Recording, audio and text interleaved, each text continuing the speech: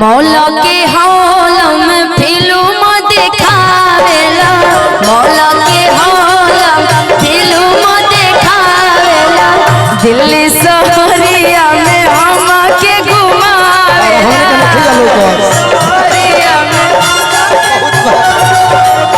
मौला के हौल में फिल्म देखावेला।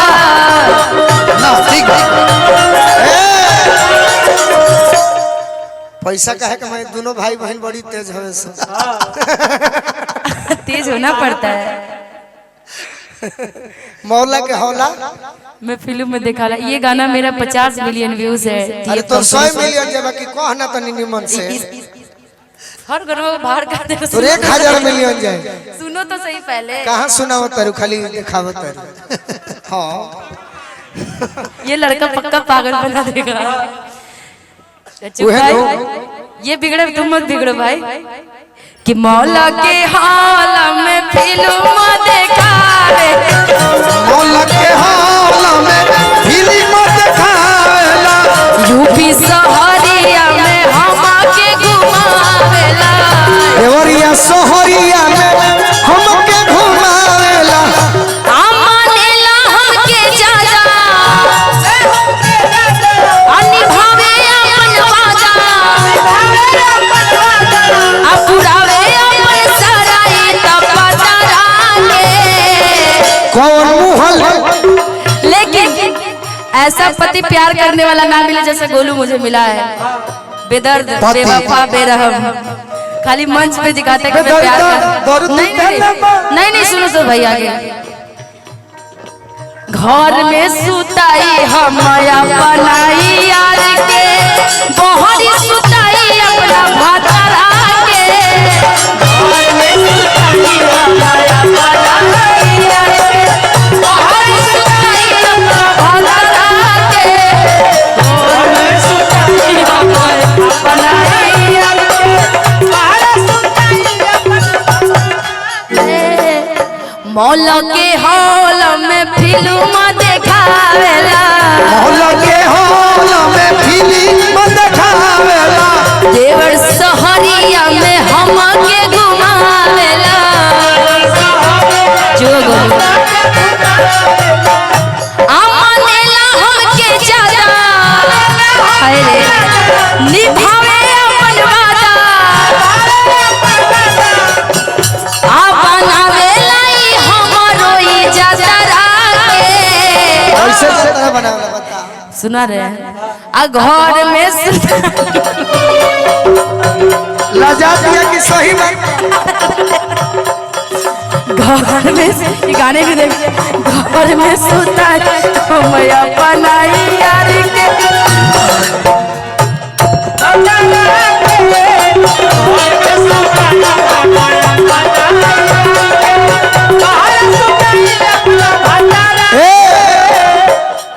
कोनो गलती कोई बड़ो कि लजा तारू तना हंसा तारू। अरे आपकी बात पे एकर हंसी आ रही मतलब ई सही बात बा।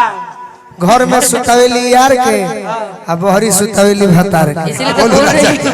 यही सही अब लजा आप जैसा पति मिले तो ऐसा ही काम करना पड़ेगा। बहरी आनंद बा। नया नया हमके ही देवेला साड़ी, नया नया हमके ही देवेला, नया नया हमके ही देवेला साड़ी, नया नया हमके ही देवेला साड़ी, देवेला ये साड़ी, हाँ देवेला साड़ी। भभरा तो सुत जल खोल के केवाड़ी, खोल के भभरा तो सुत जल खोल के केवाड़ी, ई साड़ी हम केवाड़ी, मानेला हमके जादा अनिभावे अपन वादा, मानेला हमके जादा अनिभावे अपन वादा, अपनावे रोज हमरो इजाजरा के। कभी मुझे जरूरत पड़ती है बताती हूँ जतरा का मतलब। सुनो भाई, जब भी मुझे जरूरत पड़ता है आप तो हमेशा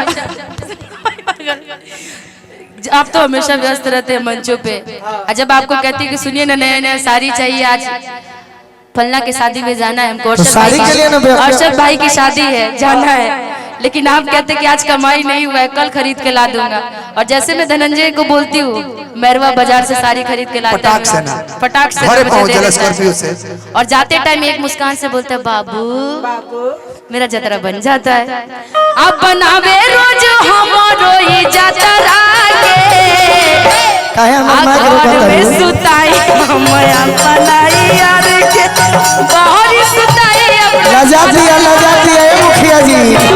सुताई हमया बनाई यार के, बाहर सुताई अपना भतरा के, गोदी में सुताई हमया बनाई यार के, बाहर सुताई अपना भतरा के, घर में सुताई हमया बनाई यार के, बाहर सुताई अपना। एगो तनी लेकिन इसी पर एक और था।